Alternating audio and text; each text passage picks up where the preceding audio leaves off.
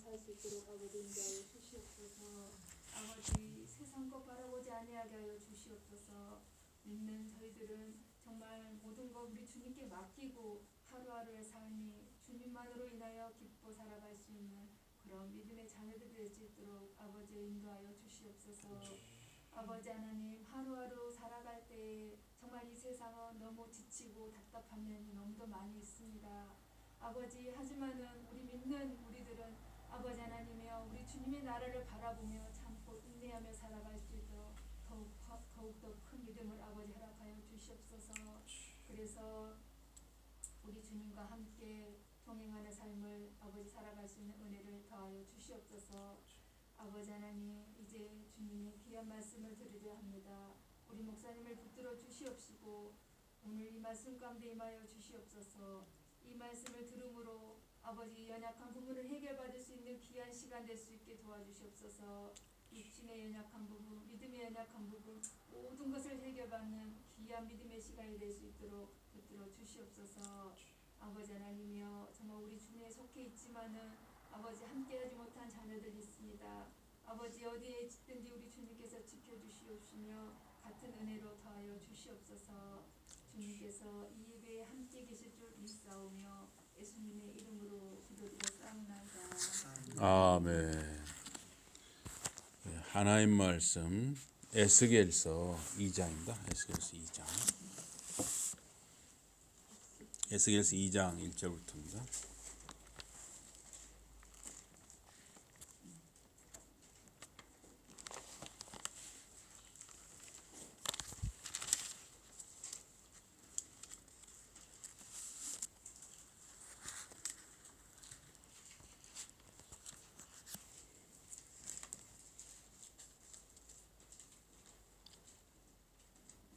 에스겔서 2장 1절부터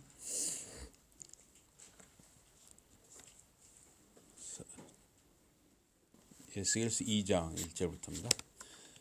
그가 내게 이르시되 인자야 내 발로 일어서라 내가 내게 말하리라 하시며 그가 내게 말씀하실 때 그 영이 내게 임하사 나를 일으켜 내 발로 세우시기로 내가 그 말씀하신 자의 소리를 들으니 내게 이르시되 인자야 내가 너를 이스라엘 자손 곧 패역한 백성 나를 배반하는 자에게 보내노라. 그들과 그 조상들이 내게 범죄하여 오늘까지 이르렀나니 이 자손은 얼굴이 뻔뻔하고 마음이 굳은 자니라. 내가 너를 그들에게 보내노니 너는 그들에게 이르기를 주 여호와의 말씀이 이러하시다 하라. 그들은 패역한 족속이라. 그들이 듣든지 아니 듣든지 그들 가운데에 선지자가 있음을 알지니라.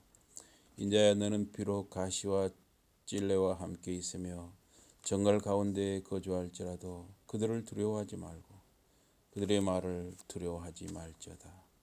그들은 패역한 족속이라도 그 말을 두려워하지 말며 그 얼굴을 무서워하지 말지어다. 그들은 심히 패역한 자라. 그들이 듣든지 아니 듣든지 너는 내 말로 고할지어다. 우리 8절부터 10절 한 목소리로 읽으시겠습니다. 시작. 너 인자야 내가 내게 이르는 말을 듣고 그 패역한 족속같이 패역하지 말고 내 입을 벌리고 내가 내게 주는 것을 먹으라 하시기로 내가 보니 보라 한 손이 나를 향하여 펴지고 보라 그 안에 두루마리 책이 있더라. 그가 그것을 내 앞에 펴시니 그 안팎에 글이 있는데 그 위에 애가와 재앙의 말이 기록되었더라. 아멘. 예. 오늘 말씀 제목은 선지자의 사명입니다. 선지자의 사명. 이 선지자는 이 하나님이 보내십니다. 또 선지자는 성령에 사로잡혀서 하나님이 주시는 말씀을 먹고 소화하여 전했습니다. 또 듣는 청중이 듣든지 아니 듣든지 전해야 했습니다. 이스라엘 백성은 완고했다 그랬어요. 아주 고집이 셌단 이야기죠. 그래서 이스라엘 백성의 특징을 세 가지로 말하고 있는데 첫째는 불충했다는 거예요. 불충했다. 2장 3절에 패역한 백성 나를 배반하는 자에게 보내노라 그랬습니다.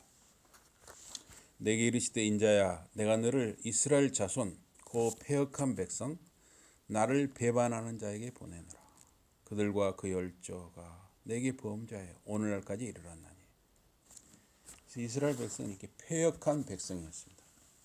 그들은 언약의 하나님을 배반했습니다. 그 결과 바벨론의 나라가 망했고 또 포로로 잡혀가서 노예로 일했습니다. 이 이스라엘이 패역, 이스라엘에 이렇게 하나님을 거스리는 일은 출애굽 1세대, 출애굽에서 이제 광야로 나온 그 1세대부터 이 하나님을 거역했다 하는 것입니다. 그래서 민수기 14장 9절을 보니까 오직 여호와를 거역하지 말라. 또 그 땅 백성을 두려워하지 말라.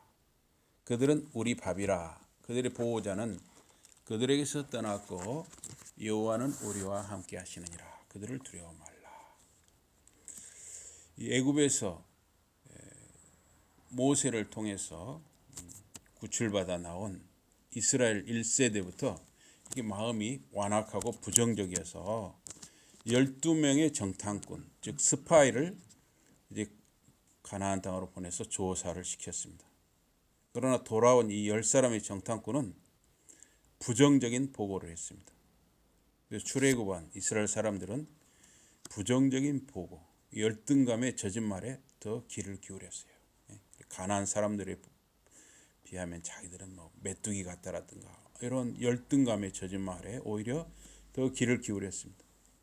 그래서 여호수아와 갈렙만 두 사람만 하나님이 이스라엘과 함께 하시니 가서 싸워 이길 수 있다고 말했지만 그들의 말을 출애굽한 이스라엘 백성 이 1세대는 듣지를 않았습니다.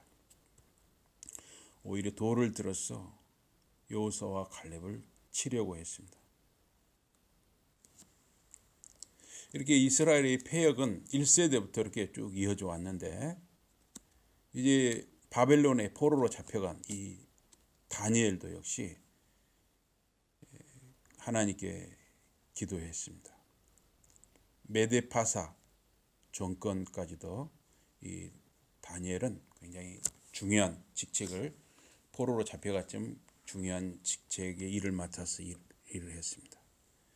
바벨론에서 이 다니엘이 이 기도할 때 메데파사 정권이 들어선 이 다리오 때 이 기도 내용이 나오는데 다니엘은 여호와의 말씀이 선지자 에레미야에게 임해서 그 고하신 그 연수, 그 예루살렘의 황무함이 70년 만에 끝나리라 하신 것을 깨달았다 그랬습니다. 다니엘은 금식하며 베옷을 입고 죄를 무릅쓰고 주 하나님께 기도하며 간구했습니다. 그래서 다니엘서 9장 5절에 보니까 우리는 이미 범죄하여 패역하며 행악하며 반역하여 주의 법도와 규례를 떠났다 그랬습니다.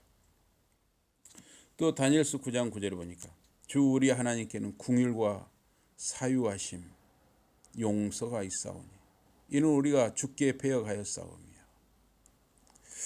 다니엘은 이스라엘 백성이 패역하고 주의 법도와 규례를 떠났다고 고백을 합니다. 에스겔 선지자 역시 이스라엘 백성의 역사는 언약의 하나님 여호와께 야훼께 불충성한 역사라고 말을 했습니다. 그래서 이 에스겔이나 다니엘이나 이 고백하는 것처럼 이스라엘의 역사에서 언약의 하나님께 대한 이 거스림, 패역감은 아주 뿌리가 깊은 것이었습니다. 또한 이스라엘 백성은 아주 반항적이었습니다. 그래서 에스겔서 2장 4절 5절에 이 자손은 얼굴이 뻔뻔하고 마음이 강팍한지라 내가 너를 그들에게 보내노니 너는 그들에게 이르기를 주 여호와의 말씀이 이러하시다 하라. 그들은 패역한 족속이라 듣든지 아니 듣든지 그들 가운데 선지자 있는 줄을 알지라.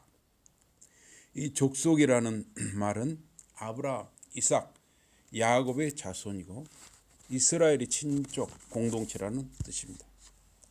이 끈끈한 친족 공동체, 이스라엘 족속이 패역한 족속이 되고 말았습니다. 선지자 이사야 역시 이스라엘이 패역한 백성 야훼 여호와의 말씀을 듣기 싫어하는 자식이라고 지적을 했습니다. 그래서 이사야 30장 9절에 보니까 대저 이는 패역한 백성이요 거짓말하는 자식이요 여호와의 법을 듣기 싫어하는 자식이라. 에스겔은 이스라엘이 제멋대로인 가족 그 사람들이 하는 말로 콩가루 집안이라고 말을 했습니다. 신명기는 콩가루 집안의 못된 자식을 죽이라고 말했습니다. 신명기 21장 18절에서 21절에 보면 사람에게 완악하고 패역한 아들이 있어 그 아비의 말이나 그 어미의 말을 순종치 아니하고 부모가 징책하여도 듣지 아니하거든. 그 부모가 그를 잡아가지고 성문에 이르러 그 성읍 장로들에게 나아가서 그 성읍 장로들에게 말하기를 우리의 이 자식은 완악하고 패역하여 우리 말을 순종치 아니하고 방탕하며 술에 잠긴 자라 하거든. 그 성읍의 모든 사람들이 그를 돌로 쳐 죽일지니 이같이 내가 너의 중에 악을 제하라. 그리하면 온 이스라엘 듣고 두려워하리라. 그런 이 콩가루 집안의 못된 자식처럼 이스라엘 자손 족속은 뻔뻔하고 반항적이었습니다.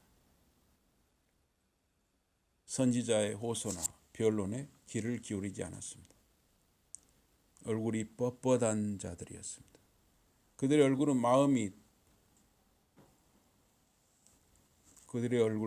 마음이 돌처럼 굳어 있었습니다. 또한 그들은 귀를 기울이지 않았다 그랬어요. 3장 4절에서 7절에 보니까 이스라엘은 야훼 하나님의 말씀에 반응을 하지 않았습니다. 말씀을 들을 마음과 자세가 준비되지 않았습니다. 그가 또 내게 이르시되 인자야 이스라엘 족속에게 가서 내 말로 그들에게 고하라. 너를 방언이 다르거나 쓰는 말이 다르거나 말이 어려운 백성에게 보내는 것이 아니요 이스라엘 족속에게 보낸 것이라. 너를 방언이 다르거나 말이 어려워 내가 알아듣지 못할 열국에 보내는 것이 아니니라. 내가 너를 그들에게 보내었다면 그들은 정녕 내 말을 들었으리라. 그러나 이스라엘 족속은 이마가 굳고 마음이 강팍하여 내 말을 듣고자 아니하리니 이는 내 말을 듣고자 아니함이니라. 한국 사람이 말이 통하지 않는 이 중국 사람 또는 러시아 사람과 이야기를 하면 통역이 없다면 서로 알아듣지를 못합니다. 손짓 발짓 등 온몸을 동원해서 서로 이해시키려고 할 것입니다. 에스겔은 같은 이스라엘 사람끼리 말이 통하는 사이인데도 그의 말을 듣지 않는 그들을 지적했습니다. 그들의 완고한 고집으로 듣기를 거부했습니다. 그래서 언어 장벽보다도 이 말이 서로 통하지 않는 것보다도 마음이 돌덩이처럼 굳어 있는 것이 더 큰 문제였습니다. 그들은 이마가 단단하고 마음이 강팍했습니다. 이마는 순종의 상징으로 야훼 하나님의 율법을 메워놓을 자리였습니다. 그래서 신명기 6장 5절에서 8절 보니까 너는 마음을 다하고 성품을 다하고 힘을 다하여 내 하나님 여호와를 사랑하라. 오늘날 내가 네게 명하는 이 말씀을 너는 마음에 새기고 내 자녀에게 부지런히 가르치며 집에 앉았을 때든지 길에 행할 때든지 누웠을 때든지 일어날 때든지 이 말씀을 강론할 것이며 너는 또 그것을 내 손목에 메어 기호를 삼으며 내 미간에 붙여 표를 삼고 그랬어요. 그래서 이마 또 이 미간, 이 눈썹 사이나 손목에 실제로 붙이거나 매달기도 했지만은 중요한 것은 마음의 변화와 이 삶의 변화, 삶의 태도였습니다. 하나님의 백성이 쓸데없이 고집이 센 것, 완고함은 이방인들 또는 이교도들의 무지보다 더 나쁜 것이었습니다. 몰라서 행하지 않는 것보다 알고 실천하지 않는 것은 더 큰 죄입니다. 예수님도 자기 고향 사람들에게서 배척을 당하셨습니다. 선지자가 자기 고향과 자기 집에서는 존경을 받지 않음이 없느니라. 마태복음 13장 57절에서 그렇게 말씀하셨습니다. 요나는 선지자였지만 아수르 사람들이 망하기를 바랐습니다. 아수르 사람들은 잔인하고 집요하게 이스라엘과 그 주변의 약한 나라 사람들을 괴롭힌 자들이었기 때문에 요나가 생각할 때는 망해도 100번 망해도 당연한 것이다. 그렇게 생각을 했습니다. 그런데 이 요나는 이 하나님이 가라고 하시니까 정말 억지로 요나는 억지로 아수르 수도 니느웨에게 갔습니다. 그래서 니느웨 사람들에게 전도를 했습니다. 그런데 요나는 아주 그 억지로 전도를 했는데도 니느웨 사람들이 회개하는 모습을 보았습니다. 그래서 요나 선지자는 스스로 견딜 수가 없었습니다. 반드시 망해야 할 악한 자들이 어떻게 회개하고 하나님의 용서를 받을 수 있단 말인가. 요나는 니느웨 사람들에게 회개하는 것이 오히려 못마땅했습니다. 또 이 복음서에도 보니까 탕자가 아버지 집에 돌아왔어요. 아버지는 묻지도 따지지도 않고 탕자가 살아서 집에 돌아온 것을 기쁘게 여겼습니다. 목욕을 시키고 새 옷을 입히고 금가락지를 끼우고 살진 송아지를 잡아서 잔치를 벌였습니다.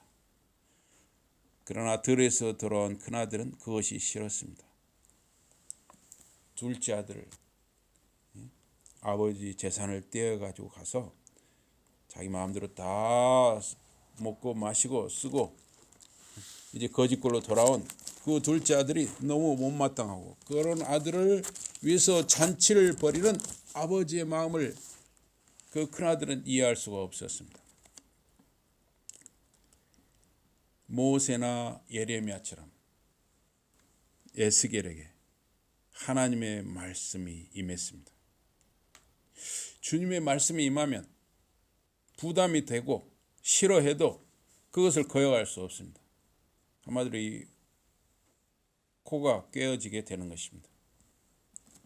그래서 에스겔에서 여기 3장 14절을 보니까 주의 신이 주의 영이 나를 들어올려 데리고 가시는데 내가 근심하고 분한 마음으로 행하니 여호와의 권능이 힘있게 나를 감동하시더라.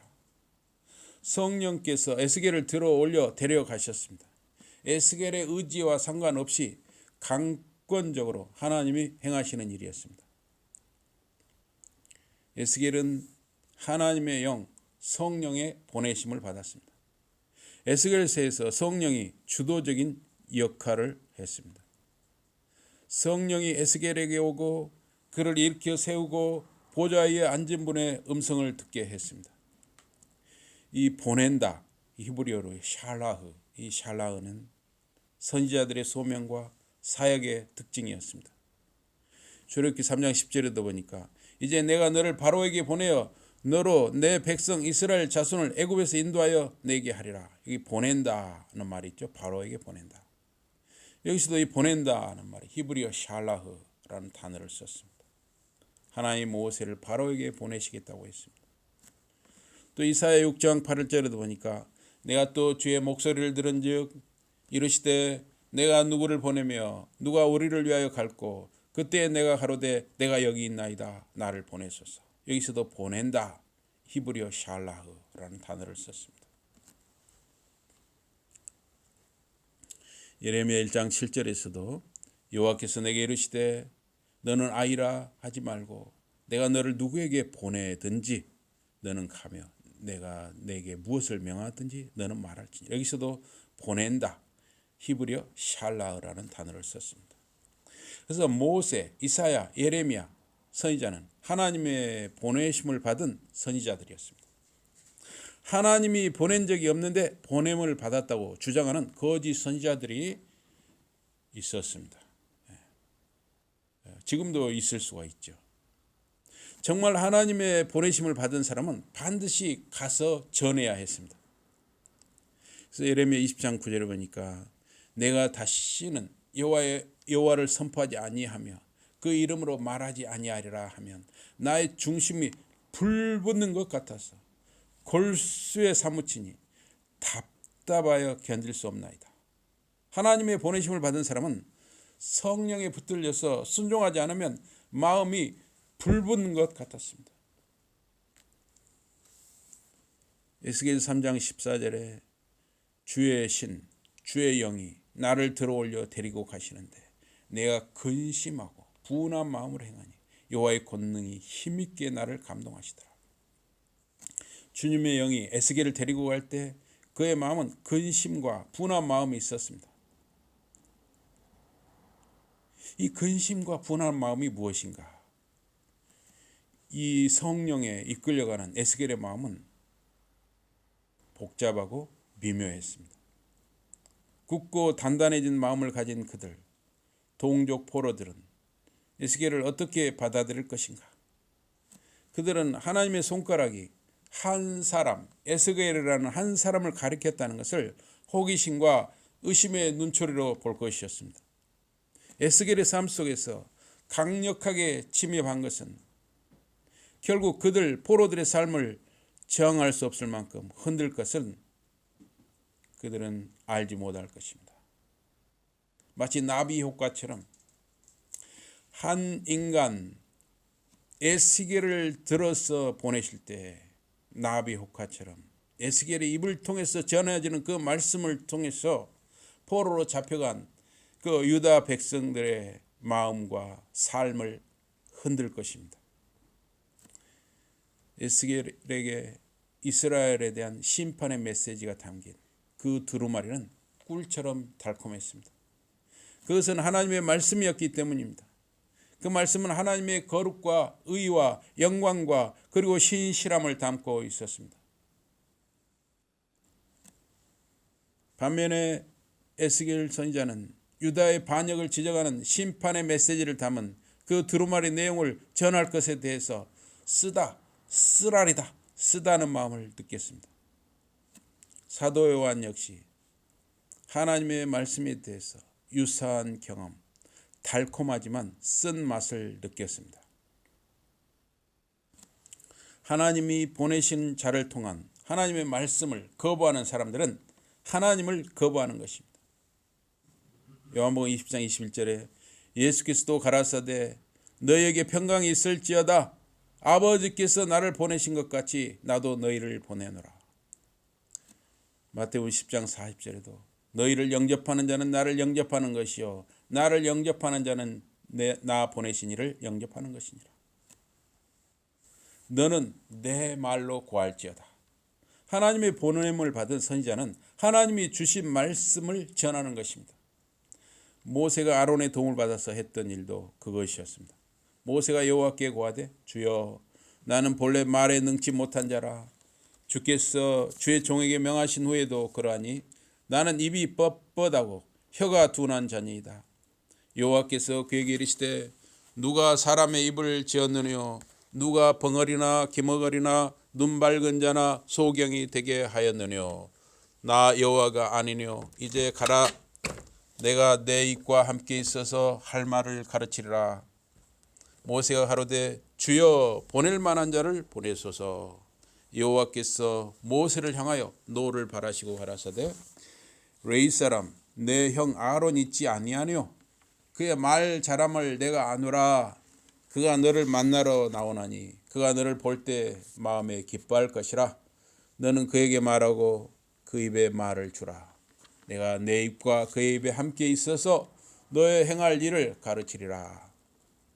그가 너를 대신하여 백성에게 말할 것이니 그는 내 입을 대신할 것이요 너는 그에게 하나님같이 되리라. 모세가 말을 잘하지 못한다고 하니 형 아론의 도움을 받아서 하나님이 주시는 말씀을 전하게 하셨습니다. 예레미야가 부름받았을 때도 그랬습니다.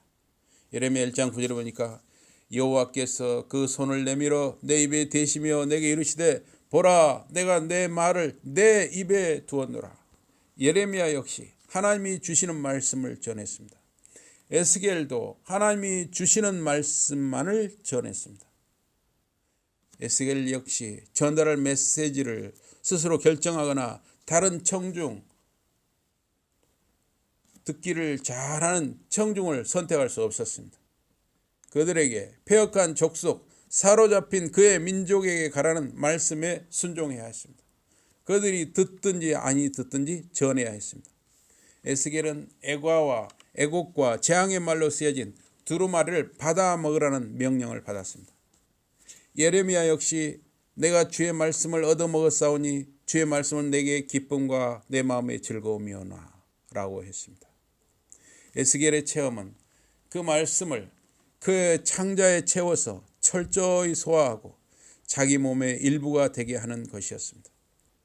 에스겔이 전하는 말은 애가와 애곡, 재앙의 말이니 인기가 없는 심판과 저주가 담긴 말이었습니다. 듣는 청중은 그런 말을 싫어했습니다.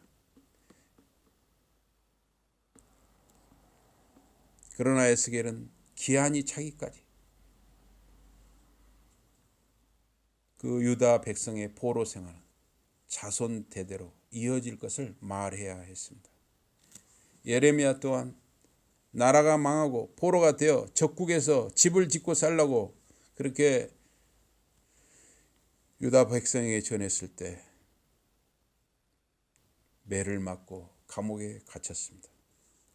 에스겔은 예루살렘 성전에서 제사장으로 섬기는 것이 꿈이었습니다. 에스겔의 할아버지처럼, 에스겔의 아버지처럼 에스겔도 제사장으로 예루살렘 성전에서 섬기며 살고 싶었습니다. 그러나 나라가 망하고 성전은 파괴되고 포로가 되어서 바벨론 나라에 왔습니다. 하나님의 부르심을 받은 사람, 하나님의 보내심을 받은 사람은 성령에 붙들려서 하나님이 주시는 말씀만을 전하고 살아야 했던 것입니다. 여러분과 저는 이 코로나 시대 2022년 이제 1월 23일 이 주일을 보내고 있습니다. 약 지금 3년간 계속되고 있는데요.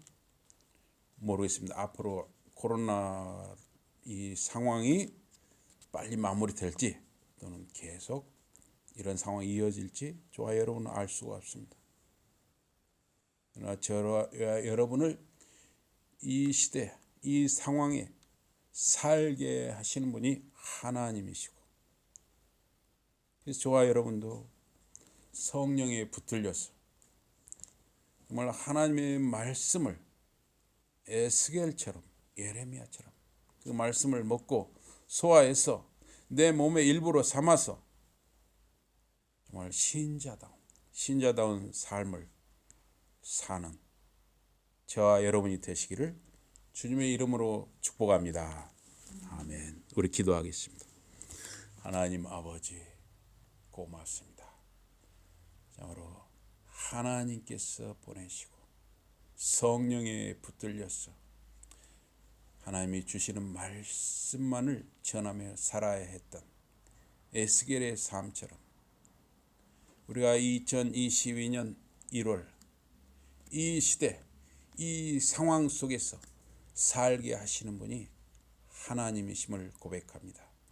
저희들이 이 하나님이 보내셨다는 그것을 항상 기억하고 성령에 붙들리며 하나님의 말씀이 우리 각자의 마음속에 들어와서 우리 몸의 일부가 되어서 정말 우리가 이것을 우리의 삶을 통해서 하나님을 드러내게 하시고 하나님의 말씀의 은혜를 드러내며 하나님의 영광과 거룩함을 드러내는 저희들의 삶이 되도록 저희들 각자에게 은혜와 공유를 더하여 주시옵소서. 예수 이름으로 감사 기도드리옵나이다. 아멘.